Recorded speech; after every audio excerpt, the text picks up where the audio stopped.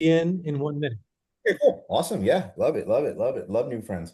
Um, there's a there's this concept in cognitive behavioral therapy. They coined the term um, um, self-rumination, right? Okay. Rumination. And so rumination is what we know to be self-soothing. Okay. And so people need that. And so example of self-soothing would be, you get home from a hard day's work or behind the Zoom screen, and wife goes, spouse goes, partner goes, "Hey honey, how's your day?" You ever got that one before? And Oh then yeah. Oh yeah. let me tell you what happened here. And then all of a sudden you start to, all right. And so Let what it out. you're doing, you are self-soothing. That is a Okay. form of venting. Now, what's interesting about self-soothing, and I know this is kind of a direction that we kind of hopped into, and there's a few things I want to cover with you guys here today. But what's interesting about this concept of self-soothing is that we all need it. Yeah. To some degree, we all need it, right? Because it's cathartic. It allows us to be able to kind of get what's on our chest and get it out into the ether, into the public, right? Which is helpful.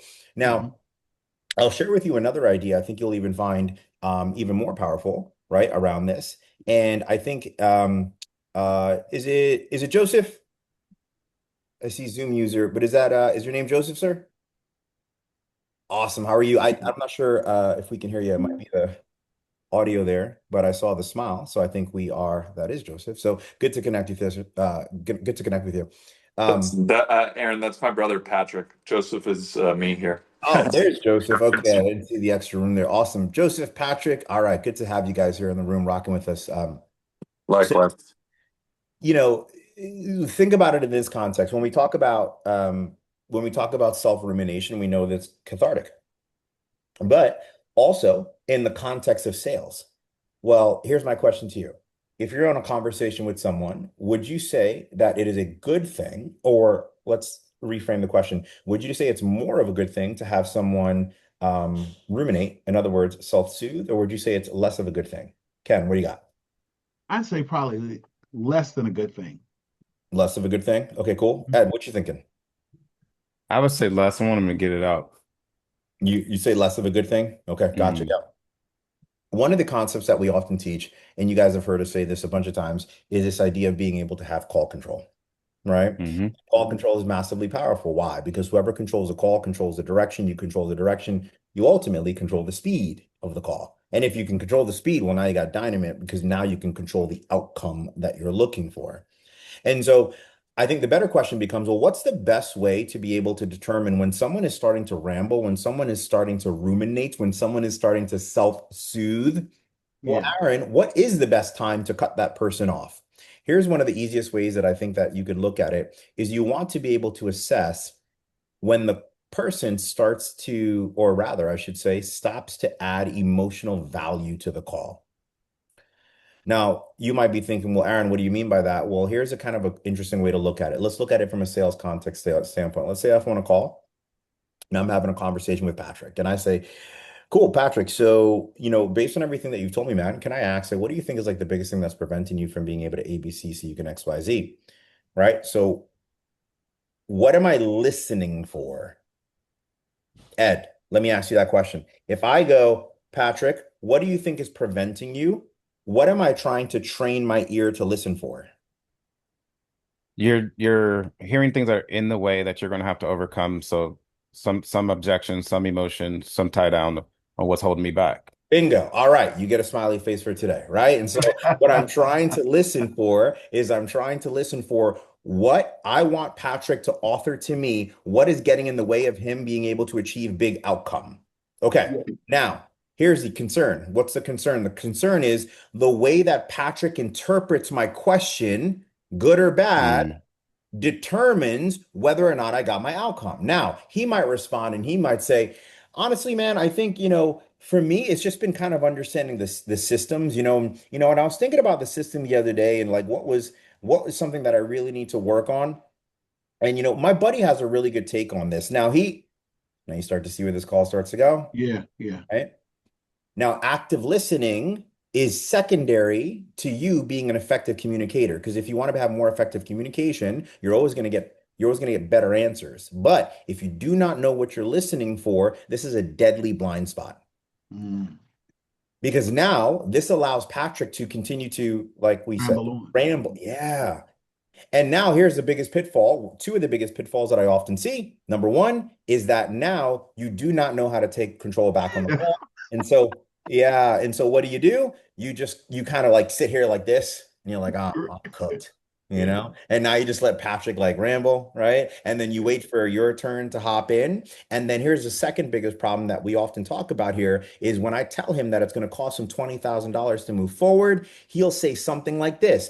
Okay, awesome. Now that I know the price, I'm not going to buy anything from you today, but now that I know the price, we can set a time, follow up that. Why? Because he no longer sees me as an authority in the conversation. So he's comfortable saying no to me. Why? Because I did not control the narrative of the conversation. Y'all tracking? Yeah. And this is so fundamentally important. It's such a simple tool, but it's a powerful tool. Let's go a little bit deeper. I think, and this kind of all goes hand in hand to this conversation. We're gonna do some drills. We're gonna rip some of that, and Aaron, definitely. Aaron, sorry, on that point, that can flip without the right preparation at once they have an understanding of price. So once you give them the information in terms of an options or a quote, then they feel like, oh, okay, that's what I wanted, and then they take the authority back. Is that what you're saying? Give it to me a different way, Patrick. Once they have information, they feel like they have the authority to then, push it to a later date. Is that? Yeah. Thank you for giving it to me a different way. Yeah. So what Patrick is saying is that if you do not have call control, in other words, one of the two key words, if this might be a reminder for a few of you, but if it's new to you, write it down. If you do not have this essence of being a caring authority, second word being the emphasis here, authority in the conversation, to Patrick's point, yes, this is where now they control the narrative. What does that sound like on your sales call?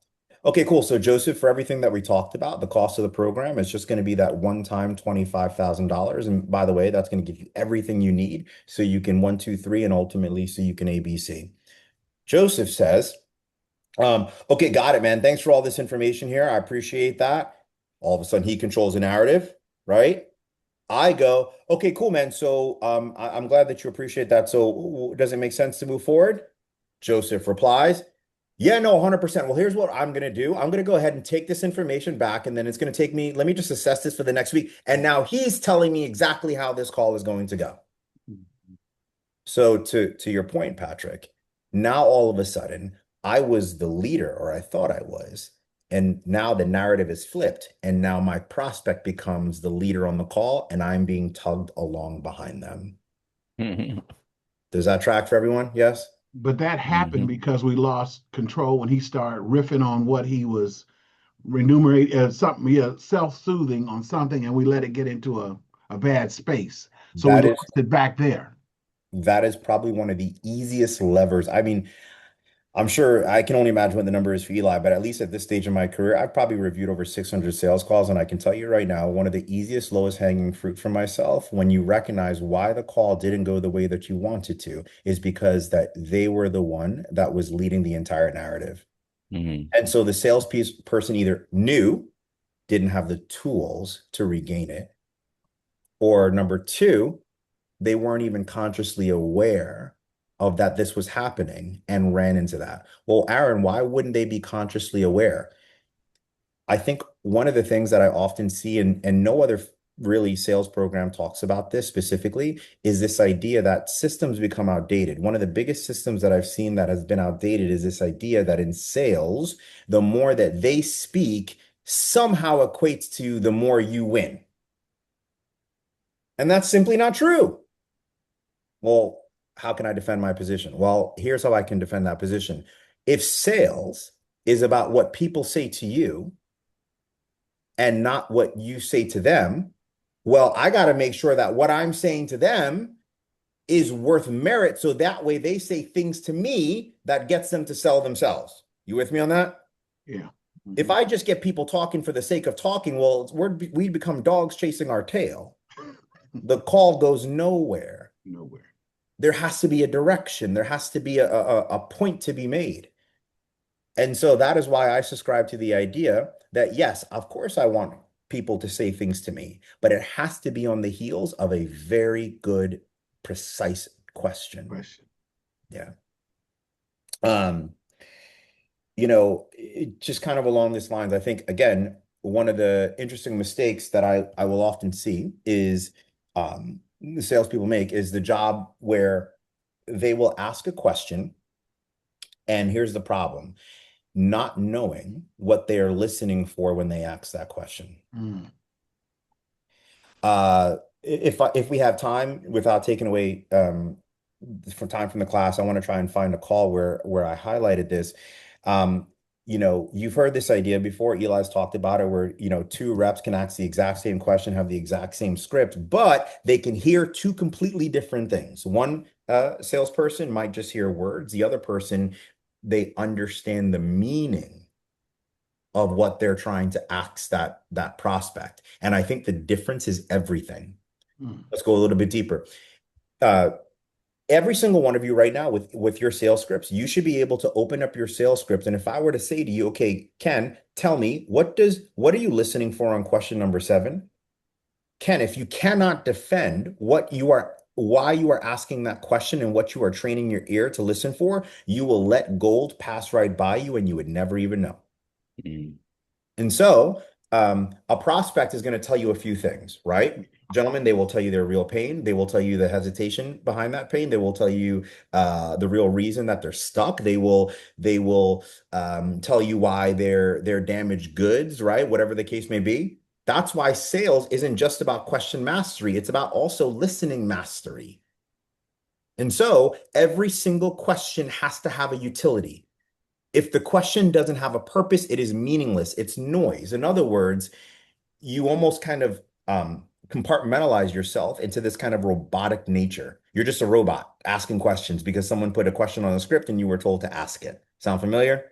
And so you really want to get good at being able to understand, well, why am I asking this question? What's the purpose of it? Does this lead me closer to or further from the outcome that I'm looking for on the sales conversation? Am I asking question 2 because it ties a loose end on question 9? Or am I just asking question 2 because someone said, hey, just ask the questions and ask for money at the end? And so as an exercise, I would encourage each and every single one of you to look at your sales script and be able to kind of like, ask it and answer it if you were your own psychotherapist in that moment, and say, how long have you been trying to multiply your income? And then underneath that, answer it. The reason why I'm asking this is because I'm trying to figure out the duration or the gap or the timeline of pain someone has been looking for a solution. So if I ask Ed on a sales call, if I go, Ed, how long have you been looking for ways to kind of increase your revenue? And Ed says, man, it's been going, it feels like forever. Did Ed answer my question? No. No, he did not. But if I do not know what I'm listening for, I accept that as truth and I continue and putz my way down the sales call, right? And then all of a sudden, only to run into a brick wall later because I have not established in Ed's brain a timeline of pain. But the best version of Ed goes, absolutely, man. Specifically when it comes to the money game, it can feel like we've been in this thing forever. But when you do say like it's been forever, are we talking just maybe like 1 or 2 years? Are we talking like over 5? Oh, honestly, man, I've been in this game for 7 years and I'm still trying to figure it out. Boom, now I got him. And so I have to train my ear on what I'm listening for. Every answer, it leaves clues. Okay, so what does it leave clues on, right? Let me just plug my laptop back in. So Aaron, there's a lot of times when when I was going through script, or at least in my practice, and I assume I'm going to be getting non-answers, and then I kind of keep moving forward with the script. Yes, so I've already taken a lot from what you said in terms of making sure to follow up and hold.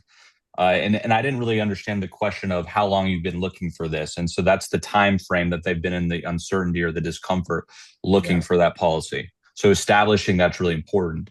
So does that mean following up like kind of not answers with, pressing to some degree?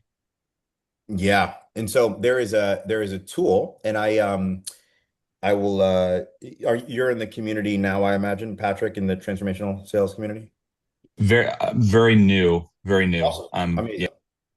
I'll get you a replay where we talk about this very concept, because what you're essentially saying is you're asking, well, Aaron, when I run into it, how do I actually like solve for it, right? On the calls. And so there is a tool that we use here called behavioral flexibility.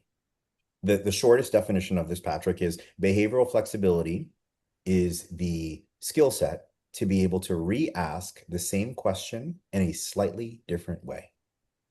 And so if somebody gives me a vague answer like long time, and I go, yeah, it could feel like a long time. And you saying that's a long time, is this something like sub 6 months, a year?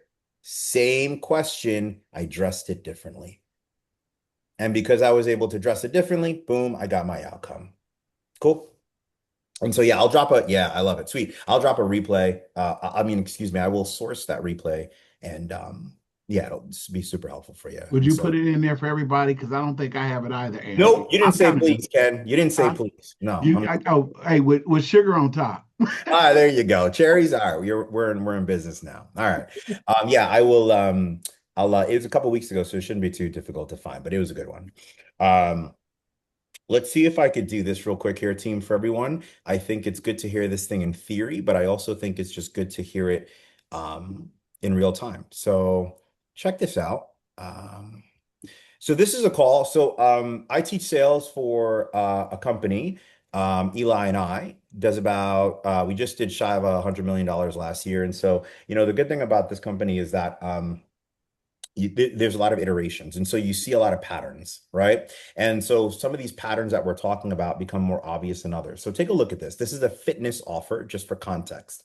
So let's scroll down here, and I want to find an area on this call that I think will make this point even more true.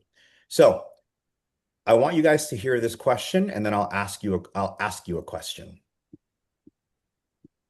What kind of impact has it been having on you personally? All right, that was a question. Yeah. Y'all heard that? Have you guys asked a question somewhat similar, if not identical to this in some shape or form or fashion on your calls? Yes and yes? Yeah, Ken says yes. Ed, Joseph, Yes. Patrick, yeah, we've all asked Yep. something. Yeah. What kind of impact? Okay, so pop quiz. Here we go. Patrick, coming at you hot. If you ask someone an impact question, and you know what, Patrick, this might be helpful. Can you give me like the 5-second context on what you sell, sir, or industry? life insurance, Beautiful. Life insurance. Good game right now. final expense. Sweet. So for you, I know for certainty you ask some kind of question like this on your script. And so what are you training your ear to listen for when you ask an impact question? Two, the person that they want to protect. Typically, it's not about them. So it's recognizing their own mortality, and then who's the person, the beneficiary that they don't want to have a surprise and be beyond the addition of emotional strain to have financial strain associated with them passing. Got it. Beautiful. So obviously you know your market really well. So if I'm in the life insurance game and I might ask someone, okay, got it. And so not being in the best position right now to protect your family and your loved ones, I'd love to know. You talked about a few things. You talked about uncertainty in the economy. You talked about obviously uncertainty when it comes to your own level of mortality.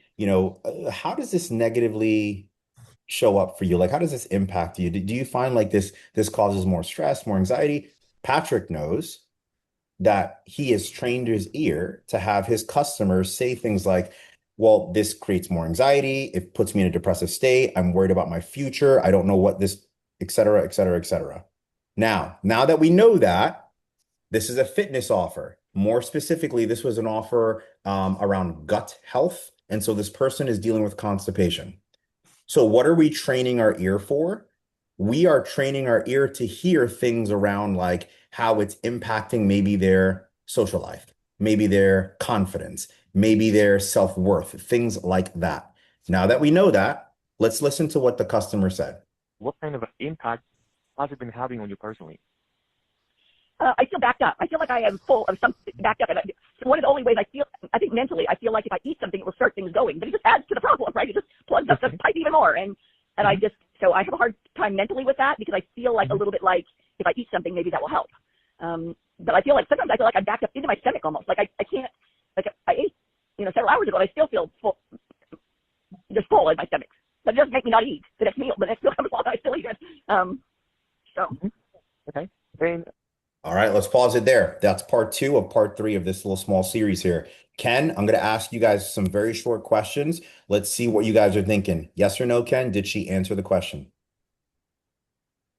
Yes. Yes. Yeah. Yes. Ed, did she answer the question? No. Patrick, did she answer the question? It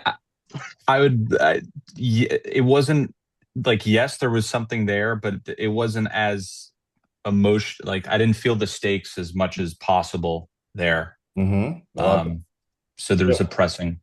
Joseph, did she answer the question? She kind of tiptoed around it. I think there was like elements of it, but it was almost a little bit of evasion. So then it's that there's almost something there that you have to really drill into further and re-ask. Behavioral flexibility maybe in a different way.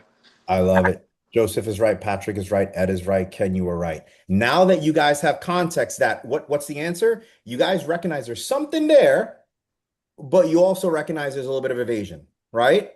Now let's go to part 3 of this little small saga. I want you guys to now listen exactly what the salesperson does right after.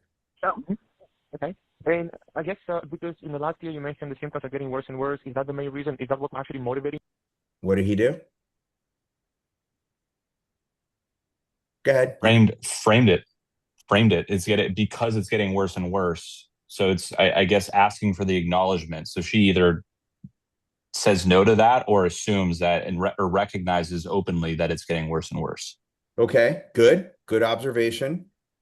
Anybody else? I want you guys to lean into this. I'm going to try to pull back the curtain a little bit more. We already all agreed in this room that he didn't quite get the outcome he was looking for. What was the question?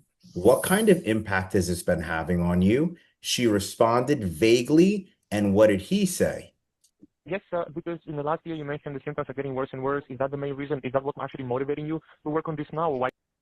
He went directly right into another question and completely omitted it. Do you guys hear it now? I'm seeing everyone's head nod. So what does this tell us? I promise you guys, it tells a story. Everything tells a story. What story does this tell us? This salesperson either A, is poorly equipped with the tools in order to re-ask the question, or B, he knew there was tools, but he didn't have them, or B, he didn't even know what he was listening for. And so he accepted her poor answer as truth and continued down to the next question on his script. And the reason why I say this is a deadly blind spot, I'm going to use those 3 words again, is because this is exactly what hurts you on your calls. There is a quote from one of my mentors from afar, Mr. Myron Golden. He often says this. I think it's a genius quote where he says, the problem with communication is thinking that it happened. Thinking that it happened. And that is exactly what we are subscribing to when we hear answers and we don't even know what we're supposed to get back. And you think to yourself, man, I'm not sure why I didn't close. I thought we were getting along and I thought rapport. And then you got to know what you're training your ear for. If you do not know, then you have to go back to the basics and defend every single question. Is this helpful, team? Well, could you go one step further with us, Aaron? I do feel like she left some stuff there for us, and he went down that path, and I thought he was trying to tie it back in, but obviously it wasn't. So what should he have done? Well, I got a few ideas, but let me bounce that back to you. Okay. What should he have done? How would you ask it differently, Ken? So let's do this, right? This will be a fun exercise. We can make this workshop style. Yeah. You asked me, Aaron. Obviously, Ken, you are in the wealth management game, financial health game, right? And so you asked me, well, Aaron, quite being where you need to be when it comes to your, financial future and your Yeah. financial security. Help me understand, man. Do you find like this kind of shows up negatively in other areas of your life? And what I mean by that, Aaron, I kind of often hear from a lot of the guys I talk to, it gives them a lack of confidence in their ability to provide. Some of them talk about the fact that it causes more stress and friction in their family dynamic because of lack of money. But for you, which one would you say it is? I respond, yeah, man. I kind of feel, I kind of feel all over the place with everything. Poor answer. Yes. And how do you respond? Boy. I probably was that guy that did the sales call before. So Nope, nope. Don't talk theory. Don't yeah. talk theory. Go Okay, right to okay. role play. Come on. Here's what I would say. I'd say, based on what I'm learning, I'd say, well, can you tell me how long you've been feeling that way? And when you say all over the place, can you give me a specific uh, place where where that occurs? Where you Nice. what? Good. Yeah. And I know it's a little uncomfortable in the moment, gentlemen, but this is what it takes to be Yeah. exceptional. Yeah. Because the average version of you does not want, you think the frame is, oh, I don't want to test the waters. I don't want to piss them off. I don't want to, yeah. But the best version of you knows that to be exceptional, you have to be able to do your job. You're a professional. Be professional, That's good. right? Um, so let's go back into that example. Mm-hmm. This will be fun. Let's do this. Let's do a small exercise. You guys are going to be the you guys are going to be the salesperson. I'm going to be the buyer. We'll set the stage. I'm going to give you a vague answer. Your job is to be able to find a way to re-ask the question in a slightly different way. Do not overcomplicate this, gentlemen. You can also use some of the same words, right? There is a game that we have for this called the question catch game. And so this bleeds into it really nicely. So, Eli, you want to role play? Let's do it. All right, cool. So here's what you're going to see Eli and I do. Eli and I are going to ask each other a question. What's the question? Let's do cost of inaction, right? Now, here's the drill. Think of it like a football. I'm going to toss the football to Eli. It's going to be a question. The question is going to be cost of inaction question. Eli's going to catch that football, but he's going to toss the same question back to me slightly differently. Here's the caveat. Eli only has 6 seconds to respond. Oh, yeah, that's right. Training wheels just came off, right? Again, if we're on a sales call, Eli can't say, Aaron, great question. You know what? Let me just pull up my Google tab. I can't quite say that, right? And so this is a skill that you can learn. So let's have some fun with this, Eli. Sweet. So Eli, by the way, everything that you're saying is making a ton of sense. And so I appreciate you being so honest and so transparent. And allow me to ask a question I often find reveals a lot. What we often talked about, what success would look like for you. And so I know we're really clear on that, but I'd love to know, what about the other side of the coin? And in other words, what happens if things don't change and they get worse? Well, Aaron, I really appreciate everything you've shared with me. And I almost hate to even ask this question because I've enjoyed the conversation, but I just feel like I've got to bring it up. What's going to happen if nothing changes and you continue to go another 2-3 years? What do you feel would happen then? Wow. Yeah. And by the way, you're saying all the right things so far. And I think the best things about this conversation is how you're just that level of awareness that you have when it comes to some of the things that you want to be able to achieve. And, I often find that most people think they're going to have this thing figured out, right? But here's the crazy part. I bet you didn't know this. 82% of the people that attempt to do what you're trying to do, they fail. And not because they don't want to do it. It's just mostly because of the fact that they didn't have the right strategy. And if not having the right strategy, what that could lead to. And so I guess as a question to you, if things continue to get worse, what will you do?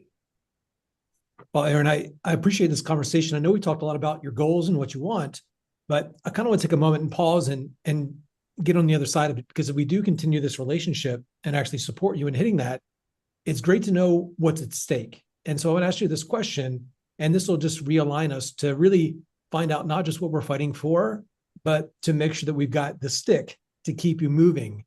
And so if you don't achieve this, ultimately what's going to happen? What will be the impact on you and your family if nothing changes? Yeah. Yeah, no, these are really powerful points that you've made so far. And let me ask you something that I think is quite interesting. Have you considered the certain and almost possible outcome if you do not take your business into your hands, and what happens if you do not? Mm, Mhm. yeah. And as you're sharing this, I can't help but to wonder what's going to happen if you don't. And I know that's kind of uncomfortable to think about, but a lot of people are overly optimistic when they think of their future, their business, their goals. But the reality is not everybody succeeds. And so what's going to happen if you don't? Because that reality could become real for people that aren't really committed. God, you guys see that, right? This is the game. And we can go on for the next hour. Have you considered what will you do? Are you concerned? And what happens next? And here's the reality. All these types of questions gives me the tools to where I will never run out of things to say. Never. And the reason why we're not getting the outcomes is because of what? We Yeah. run out of things to say. Yeah. You run It's out of so ways to object. Yeah. it's so crucial because you can ask a great question. And so often, like an Aaron showed, we go to the next question, but they don't have a script. And so we're not looking for, the outcome of your communication is to not ask questions. It's to elicit specific information and information tied to emotion. And you're 10 times more likely to get people to that response, to get them to that answer if you know what answer you want. And so with each one of us there, we created a bit of context to the question. And one of my examples in a sales context, most people, especially if I'm selling salespeople, they know that I'm going to ask a consequence type question. And so I gave reason why I was going to ask it, and I framed it in their best interest. And so we're always just aligning, creating some context to the question because it's simple. What's going to happen if you don't? That's it. Yeah. But we want to be able to say that and then use some context to it. And people be like, "Oh no, I'm gonna figure this thing out. I'm committed." Well, I appreciate that, but so often people don't. And so I have to get to the reality because sometimes they might just say, "Oh, I'm definitely going to do it," or they might say, "Well, that's just how things go." That's what they'll say sometimes. You say, "Okay, are you willing to settle for that?" Well, whose decision is that? Well, what if there was another way? And are you willing to, make a small commitment today so that that doesn't become the reality for you in your future? Because the ultimate truth is, and then we got to go back into it. So it's training the ear. And to know, equally as important as the question is knowing what response we want. And Aaron did a great example there of the kind of the wide net statement. Typically it's this, or this. And I always give the example of this. First time I hopped on a sales call like years ago, I remember initially I asked people why they hopped on the call. They're like, just looking for information. Yeah. That was bad. I say, okay, what has you out here on the internet talking to strangers looking for information? What's going on in your life?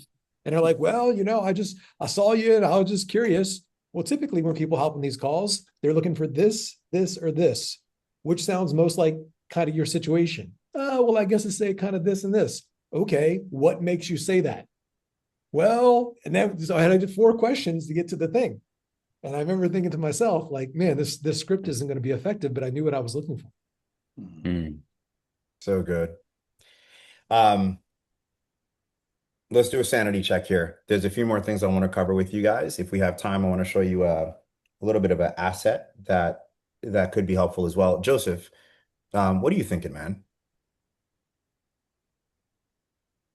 I'm thinking about the control dynamics of calls that I've been having because I've done, let's just say this, I had been doing a lot of raising capital calls, and different ventures, and now back into the sales call realm in the last couple of weeks, and so uh, there's this identity shift that's happening again because of empathy, where you're providing that to people that I do in my life, right? With then coming into these sales calls and environments and being more of the doctor patient dynamic where you're prognosticating, or you're or is that even the word? Is it you're diagnosing what is necessary or required? And I can tell, like, from a call yesterday, oh, I gave way too much information, or I was speaking way too much. Yeah. I was an authority figure in that way, shape, or form, but Right. too many statements as opposed to question. And just for Oh, context, Joseph interesting. is doing a lot Question. of outbound cold calling to sell Mm-hmm. insurance. Mm-hmm. So it's like, it's great to go through the script. It's, now, how long is Yeah. this having an impact on you? Trigger Yeah. moment. Typically when I have these conversations, there's like something triggers it for you to start looking for this. Did somebody pass away? Was it this or this? So then they're going to be able to have that thing fresh in their brain, that prefrontal cortex. So we can customize these questions really well. Yeah. Yeah. Yeah, you're right, Joseph, to what you said, you're thinking about like, okay, how can I frame the conversation in a way that allows them to see me as authority? So status, right? Your status is still maintained, which is obviously key. But also in part in doing that is being able to have that skill set that we've talked about here, which is re-asking questions, because in order to diagnose someone on the best plan that they need, you need them to author their current problems, right? And if you don't understand if you don't know their problems, it's by and large because you didn't ask the right questions or you didn't get the answers that you wanted. So if you're not catching these clues, right? Well, you can't lead the conversation well. And if you can't lead the conversation well, you end up asking more questions, but the outcomes just continuously get worse and worse and worse. And so if you guys are going to take anything away from this conversation today, I really want you to think beyond, do I know what to ask? Go further. Instead, you should be asking yourself, do I know what I'm listening for when I'm asking a question? Start there. I can tell you right now, the best salespeople that I've interacted in this space, they ask better questions. That's obvious, but they also understand, they hear what other people miss. Once you understand what other people are missing, well, now you can guide the call with way more precision. Mm-hmm. Right? So let's look at this little example here I want to share with you guys. These are all things I put together. Can I ask one question? One joke. No, I'm just kidding, man. Of course, bro. Of course. Yeah. From your perspective, what Mhm. also helps drops those in betweens, right? That shift the authority perception of the prospect. By that I mean there's these points and these little mini statements that we may go back to, like or or those statements that, for when you hear that, right, what's everyone's perception of that, right? You're searching, you don't know where you're going next in the diagnosis or leading into the conversation. So that's another thing that just came up as you were Yeah. saying that.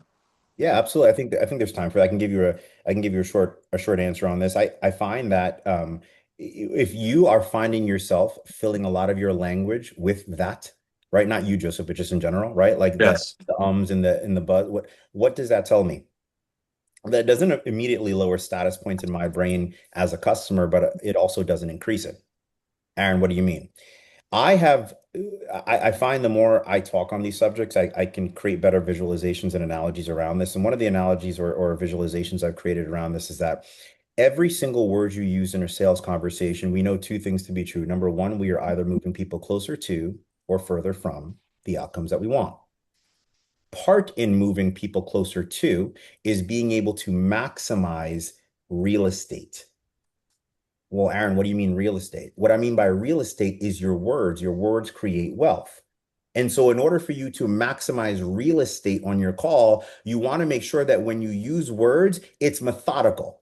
I will never use any language in this room that has already been premeditated. I know exactly what I'm going to say. And so when I use my words, it's because I wanted you to hear those words. And so if I use ums and uhs and buts, and what that does, it doesn't increase my status. So how can I increase my status? In between the words, I can use better transitions. Now, this is something that we talked about a couple weeks ago, right? Well, Aaron, how can I use better transitions? Let me pop Joseph back into the room because this was his question, right? So how can I use better transitions? Well, one thing that I can do is I can make sure that my in-between statements increase urgency in my buyer's mind. What are some of those statements? Could sound like, got it, Ed. That confirms what I was sensing based on everything you shared. Ah, Ken, yeah, we've heard similar things before, so you're not alone when you say that. Patrick, that makes sense. And yeah, that is a concern, but thank you for being so direct with me. You guys see where we're going with that? Mm-hmm. I can increase urgency and not waste a single word on this conversation because I want to maximize my real estate on the call, right? Joseph, I know that was your question and you hopped out just in the moment there. Phone died. Yeah, it's all good. It's all good. So, but I just this micro recap, I talked about this idea, Joseph, of maximizing real estate and getting rid of filters and instead inserting what I call confirmation replies. So again, simple statements like, thank you so much for being direct with me. That confirms a lot of what I was sensing. I appreciate the transparency that allows me to be able to get this to the solution faster. It's just those simple statements. It does something. If I said to Ed, okay, yeah, that confirms a lot of what I was sensing based on everything you shared with me. What does that signal to Ed in his brain about me, Patrick? It's heard and seen. Heard and seen. Let's go deep. You're right, 100%. But if I say that confirms what I was sensing based on what you said, what does that also make you feel like? Understood. Understood. Maybe that I've Been there before. been there before, right? Got it. So again, I'll give it to you. Okay, got it. Yeah, that confirms a lot of what we've typically seen before. Now I don't have to be that direct. I can be a bit more subtle. Okay, that confirms what I was sensing based on. Now I kind of sound similar to what kind of profession, team? What kind of profession in the world might use some of that language? Doctor. Psychiatrist. There you go. There you go. Your friendly neighborhood doctor, right? So I am increasing my status and I don't have to wave honorifics in your face. I don't have to wave my resume in your face. All I need to do is just make sure that the language in which I use increases the likelihood that you are more likely to buy what I have to sell. That's right. I'm gonna give you a headache, Ed. I promise you I'm gonna rearrange some furniture in your head. All right. No, I'm actually good. I'm sitting here thinking like, okay, in the context of the way Joseph asked the question, when does it become unconscious for you to add in confirmation replies? So if you're working from a script, then you master the script. Now you can talk to a friend with the script. And then at what point does it become unconscious instead of saying or thinking or pausing and you just automatically add those in? Iterations. All right. So reps. Yeah, that's it. The path to mastery is reps. That's it. Better, better, best. Never let it rest till your good is better and your better is best. That's it. If you want to do this at a high level, you have to become, in my opinion, obsessive about your craft. And I feel that's where you tap into that unconscious mastery, right? Again, here's the exercise. If I ask everyone in this room to tie your shoes, chew gum, and have a conversation with me, you can do it without having to use cognitive bandwidth. Why? Because y'all have done it millions of times before. That's unconscious mastery. So I submit to you guys, and I would challenge you guys to have the same type of approach when it comes to your craft. This is just one element of it. Joseph, that was originally your question, sir, but does that kind of give you some ideas there? It does. Yeah. Thank you. You're very welcome. Let's take a quick look at this team, as I know we're coming up at the top of the hour, but I just want to give you some more ideas around this. As always, Eli and I, we don't like to gatekeep. We love to give, and we want to make sure you guys are winning. So just take a look at some of this stuff here. You know, these are all questions that you might have on your framework, right? Excuse me. I might be on a conversation with Joseph, and I might go, cool, man. So we're just going to ask each other some questions, and if everything sounds good, we can potentially go over some options. Sound okay? I might respond as a prospect. Joseph, feel free to hop in here now because I want you to get some reps in. I might respond as a prospect and I might go, um, yeah, but what's the context of the call? Right? Or, why, I just want to understand kind of like, why I'm on the call or what's this about, something that we might be familiar with. Joseph goes, oh man, I don't have another way to ask this. But the best version of him, Joseph, he might say, when you're ready, sir. What has you looking for possible solutions in the first place? You guys hear it? Mm-hmm. Oh, well, the reason why I'm looking for some solutions is because, I'm 40 years old and I've realized I don't really have anything long term to protect my family. Nothing in place secure. And so I heard you guys are the go-to for life insurance. Now we can have dialogue, right? There might be another example where Mr. Ken Stone might say to a prospect, and Ken, feel free to hop in after this. He says to me, well, Aaron, what are the reasons that you're looking to improve your financial health? And I might respond with, yeah, man, I'm just looking to honestly, have a bigger bank account. Ken goes, not good enough. So Ken has to re-ask that question. And so he might say, When you mentioned the problem, what was the areas that you were having the negative impact? oh, well, right now I'm finding that I'm living paycheck to paycheck and I can't really seem to get myself into more of a cash flow positive. Now I'm having deeper dialogue. How long has that been? Yeah, see, yeah, Ken's ready to go, baby. He's Yeah, ready to let's go. go. Let's go. Right? We might be in the solution phase. What have you tried in the past? Oh yeah, I've tried a lot of things. Absolutely. And it can feel like a lot of things, but when you say it's tried a lot of things, can I ask like what are maybe one or two approaches that you actually have used to fix this? Oh, well, the first thing that I did was Weight Watchers and then after, okay, did any success with that? No. Okay, what'd you like about it? Well, I love how they had some type of structure. Okay, what would have made it better? Well, if I had like someone to hold my feet to the fire. Oh, okay, so accountability is important to you. Yes, accountability is key. Now, when I'm getting ready to pitch said prospect, I can go, got it. Well, Patrick, I know one of the things that you talked about before was how Weight Watchers was great, but where it left some room for improvement was you felt like you could really do well with sustainability. And so naturally, when you said that, I knew this was going to make sense. And so one things that we do is that we provide you with our no-fail accountability system. Do you see why understanding how to re-ask the question allows me to sell Patrick later? Because if I don't know how to re-ask that question, I miss so much gold I can use to close the sale later, right? And we can do this for all phases of the sales call, right? That's it. Four Now, phases Aaron, of the sales what? call. One last thought on this, Ken, and then I want to hear from you. Absolutely. Phases to a sales call. Just to give this more life and more legs to everyone here in this room, take a look at this. I might not have. Oh, actually, you know what? Take a look at this. 4 phases to a sales call. Here's what I want you guys to think through. Number one, what's going on? Number two, what's going wrong? Number three, where do you want to go? Number four, what happens if you don't get there? Mr. Eli Sanchez, which you guys already know, came up with this simple terminology, and I thought it was brilliant because it simplifies the sales process. Why don't you see pillars in here? Well, because at this stage, team, they should be sold. They should already be sold on a process. They don't know it's your process yet. But if Patrick takes me through a full sales cycle and he goes, what happens if you don't get there? And I say, well, my family could end up in a really bad position. My wife is going to be stressed out. My kids might not have the future.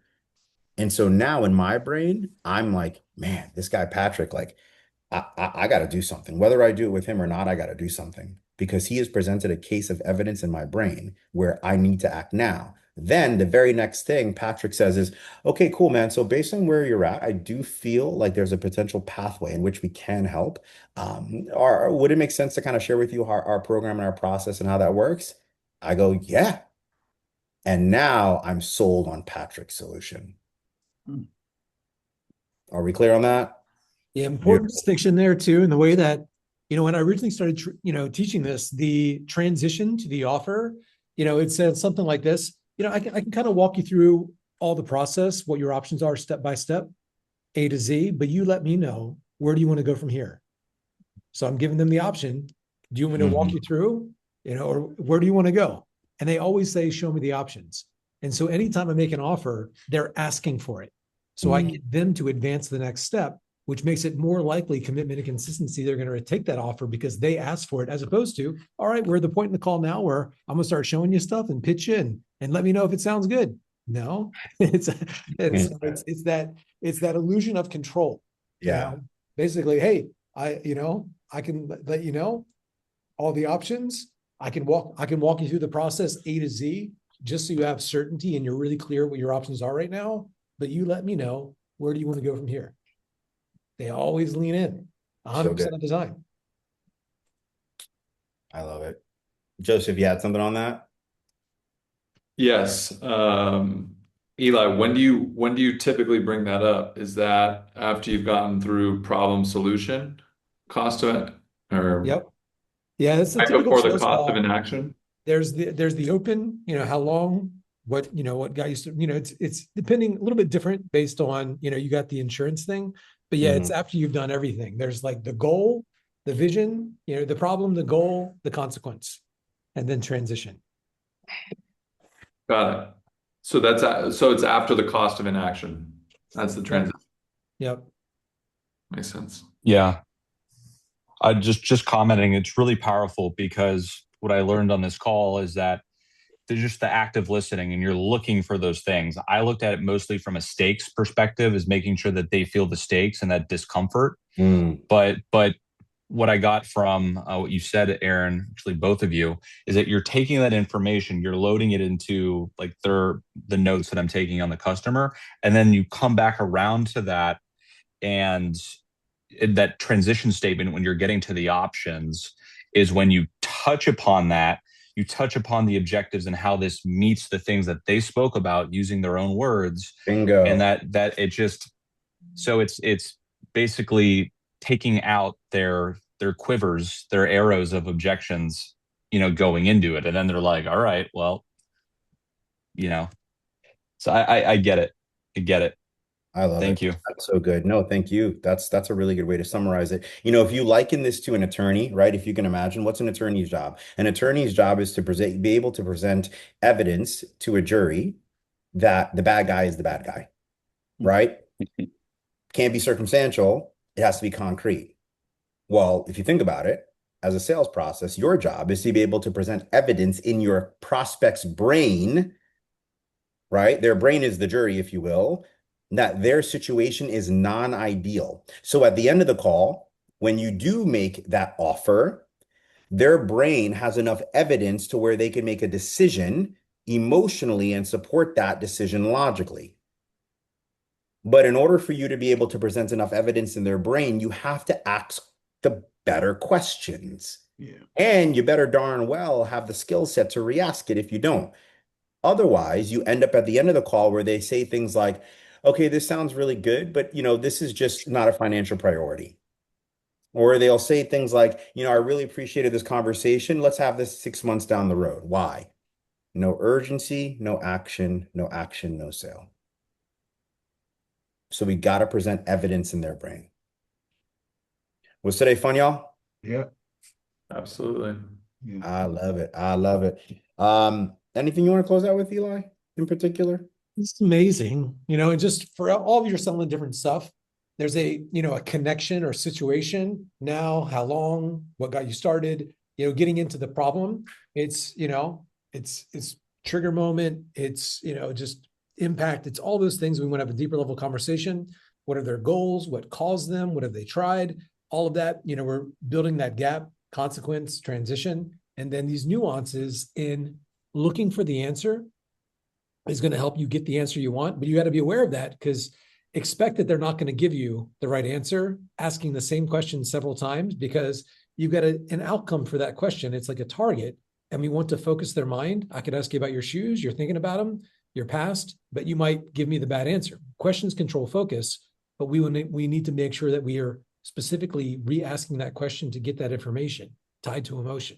And so a lot of nuances there. And you saw what Aaron did, creating context. We're kind of leading them a little bit with the answer. Typically people, when they come to us, here's what we've noticed. That's what I'm sensing, making them feel smart, helpful, like we've been there before. If you do that, there's no way your sales don't go up. So good. Guys, again, if you're gonna, I said a lot of stuff and a lot of it may have been word salad to you guys, but if you're gonna remember anything, just remember what I just dropped into the chat and what this is literally what Eli just said. Questions create focus. That's all you need to remember. That's the whole lesson today, right? So Eli could have saved us all time by just saying that in the beginning of the class here, right? And so, but questions create focus. That's it. That I want you to write that down, post it, put it on the top of your laptop, your computer, and you'll be better served for it. All right, y'all. See you Friday. Awesome. Thanks, See you man. guys. Bye-bye.